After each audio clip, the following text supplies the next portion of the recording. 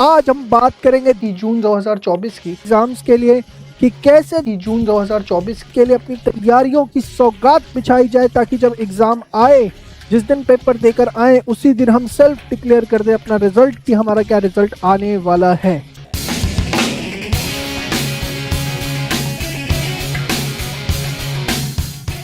जून 2024 देखो, एक चीज समझो, आपके पास दो पैटर्न के पेपर हैं। एक है आपके पास डिस्क्रिप्टिव, ठीक है, और एक है आपके पास ऑब्जेक्टिव। ऑब्जेक्टिव के अंदर आपके पास एमसीक्यू आएंगे, इसके अंदर आपको पूरा पेपर रिटर्न करना होगा। यहाँ पर क्या होता है कि दोनों पेपर्स को जो तैयार करने की अप्रोच होती है वो बहुत डिफरेंट रखनी पड़ती है। सेम चीज़ से काम नहीं चलता। यहाँ पर दोनों चीज़ों के अंदर खैर एक चीज़ बड़ी कॉमन है, that is the time management. लेकिन कई बार क्या होता है, जो ऑब्जेक्टिव पेपर्स होते हैं, ऑब्जेक्टिव एमसीक्यू, यहाँ पर जो है आपकी क्वेश्चन अंडरस्टैंडिंग बहुत अच्छी होनी चाहिए, बहुत अच्छे लेवल की होनी चाहिए, बहुत नेक्स्ट लेवल की होनी चाहिए। क्यों? क्योंकि या तो यहाँ पर आपको 1 नंबर मिलेगा या आपको यहाँ मिलेगा -0.25। बीच में कोई स्टेप मार्किंग का स्कोप नहीं होता। और इस वजह से क्या होता है कि मैक्सिमम बच्चे अगर हम देखें तो वो एमसीक्यू पेपर के अंदर प्रॉब्लम फेस करते हैं। प्रॉब्लम क्यों फेस करते हैं? क्योंकि यहाँ पर स्टेप मार्किंग नहीं होती। जबकि हम बात करें डिस्क्रिप्टिव पेपर के अंदर, वहाँ पर अगर हमारी क्वेश्चन अंडरस्टैंडिंग ठीक ठाक भी है, बहुत सुप्रीम नहीं भी है, तो भी हमारा काम चल जाता है।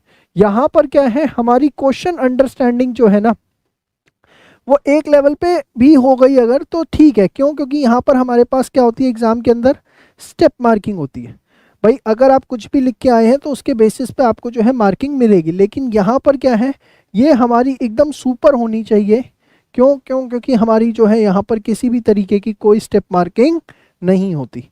ये बात तो आपको अच्छे से समझ में आती होगी, यस और नो? तो यहाँ पर क्या होता है,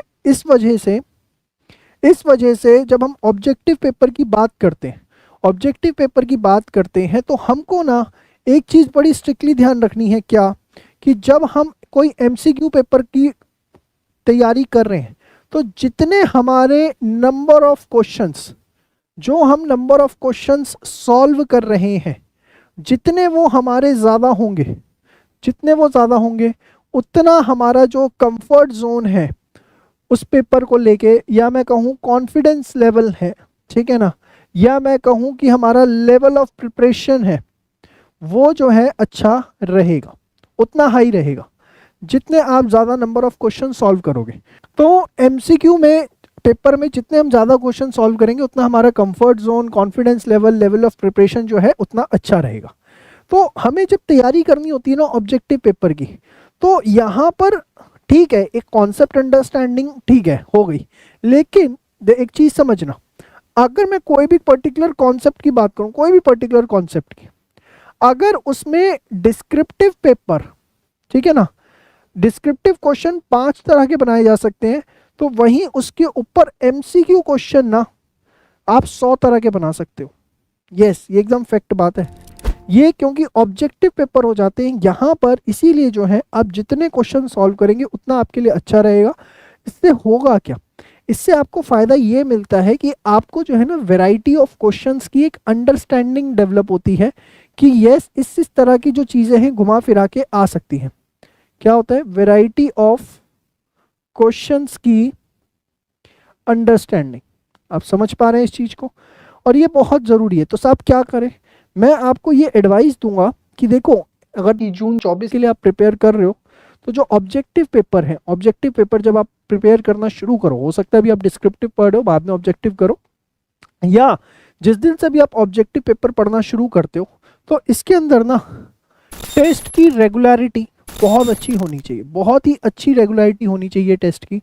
मतलब यहाँ आप ये कोशिश करें कि आप हर चैप्टर के कम से कम 4 से 5 टेस्ट जो है वो दें। आपकी ये कोशिश होनी चाहिए कि यहाँ पर मुझे हर चैप्टर के जो है 4 से 5 टेस्ट देने हैं।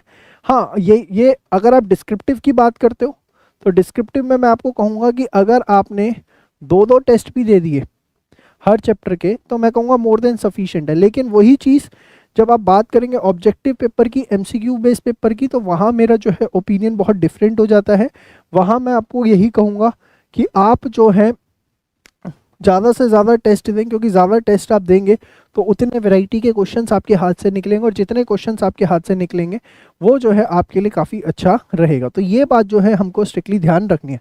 तो पहली चीज़ आपको समझ में आ गई क्या, कि भैया टेस्ट देने हैं, चाहे डिस्क्रिप्टिव हो चाहे ऑब्जेक्टिव हो, और ऑब्जेक्टिव पेपर के टेस्ट हमें ज़्यादा देने हैं। यहाँ हम जितने टेस्ट दे रहे हैं डिस्क्रिप्टिव के, डिस्क्रिप्टिव पेपर में हम जितने टेस्ट दे रहे हैं उसको मल्टीप्लाई बाय 2 कर दो, उतने आपको टेस्ट देने हैं किसके, ऑब्जेक्टिव पेपर के, मतलब एमसीक्यू पेपर के। समझ में आ गया, यस और नो? तो ये चीज़ जो है हमको बहुत स्ट्रिक्टली ध्यान रखनी है। क्या साहब इस बार का पेपर के लेके क्या स्कोप है? जैसा मैं बार बार आप लोगों को कहता हूँ कि पेपर मुश्किल नहीं आते, पेपर जो है लेंदी आते हैं, टेक्निकल आ जाते हैं। टेक्निकल आने का मतलब है कि हर कोर्स में कुछ ऐसे पॉइंट्स होते हैं जहाँ बच्चे फंसते हैं। वो सब चीज़ें आपको तभी स्ट्रांग होंगी जितने आप ज़्यादा टेस्ट देंगे।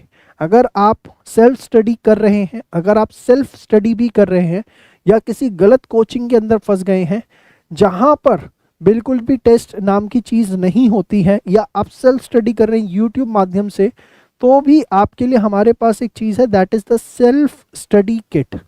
ये सेल्फ स्टडी किट जो है आपके लिए बहुत यूज़फुल है।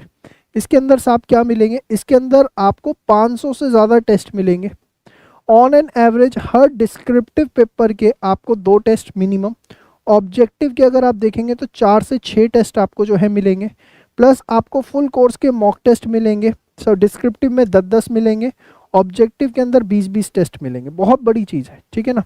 तो आपको इसकी 4 टेस्ट की जो है 500 टेस्ट की 4 बुक्स भी मिलती हैं।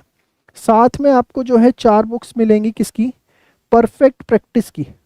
परफेक्ट प्रैक्टिस की आपने इसके बारे में डेफिनेटली सुना होगा। परफेक्ट प्रैक्टिस बुक क्या है हमारी, इसमें अगर आपने इसके सिर्फ क्वेश्चन कर लिए, इससे बाहर पेपर ना आया था ना आएगा, क्योंकि इसके अंदर जो मैक्सिमम आ सकता है वो सब कुछ कवर अप किया गया है। तो अगर आप सेल्फ स्टडी भी कर रहे हैं या किसी गलत कोचिंग में फंस गए हैं, तो हमारी सेल्फ स्टडी किट जो है उसको ज़रूर रेफ़र करिए, क्योंकि इसके अंदर आपके सारे टेस्ट कवर हो जाते हैं, इसके अंदर सारे आपके असाइनमेंट्स जो है वो कवर अप हो जाते हैं, और टेस्ट को जो है हम चेक करके भी देते हैं।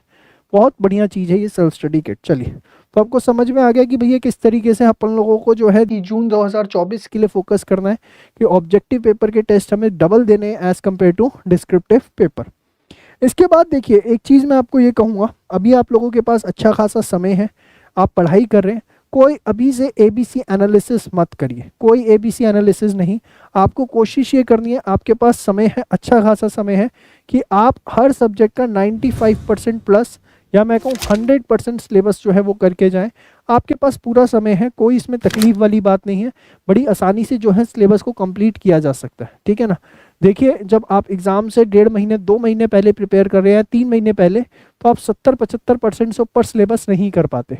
ये चीज़ तो देखो कहीं से नहीं छुपी, कि जितना आप सिलेबस करके जाओगे उतना आपके लिए अच्छा रहेगा। लेकिन एक चीज़ हमें और भी ध्यान रखनी है, कि जब हम सिलेबस करने की बात करते हैं तो हमें 3 फैक्टर्स पे काम करना है। सबसे पहले कि हमारे उसके कॉन्सेप्ट क्लियर है या नहीं, पहली चीज़, जो कि हो सकता है कि आपकी ऑनलाइन क्लासेस चल रही हो वहाँ से क्लियर हो सकता है आपने ऑफलाइन कोचिंग हो वहाँ से हो, या हो सकता है कि सेल्फ स्टडी कर रहे हो, या हो सकता है आपको कोई भैया दीदी पढ़ा रहे हो, ठीक है ना?